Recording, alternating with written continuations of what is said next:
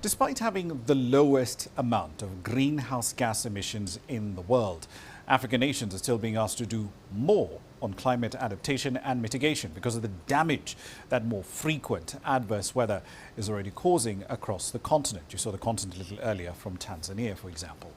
Beryl Oro interviewed the CEO of the Kenya Climate Innovation Center, Joseph Murabula, about the need for regional policies that will support local communities.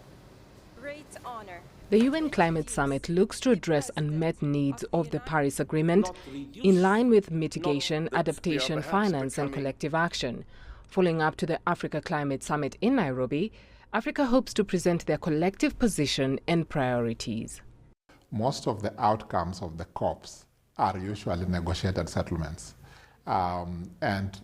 This time, Africa is positioning itself differently in the sense that we are now not going there to negotiate as individual countries, but we are going to negotiate as a continent.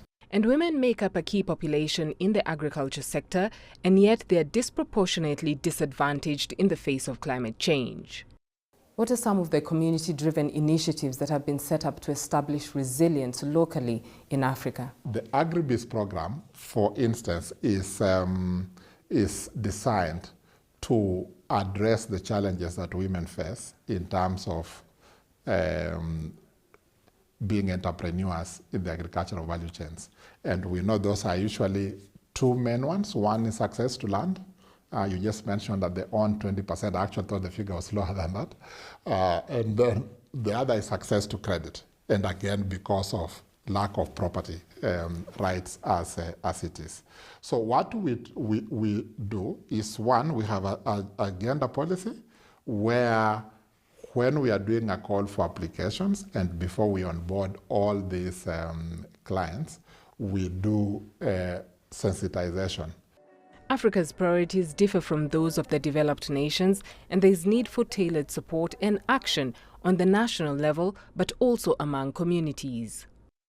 Policies and strategies are key to be able to unlock this funding. So we have got to be able to have a strategy and a policy around what we'd call the green economy. Yeah, Kenya has one, of course. Yeah, so we need to have a strategy and the policies around that, so that when we go to the world stage and ask for support, it is support that comes to complement what we have already done.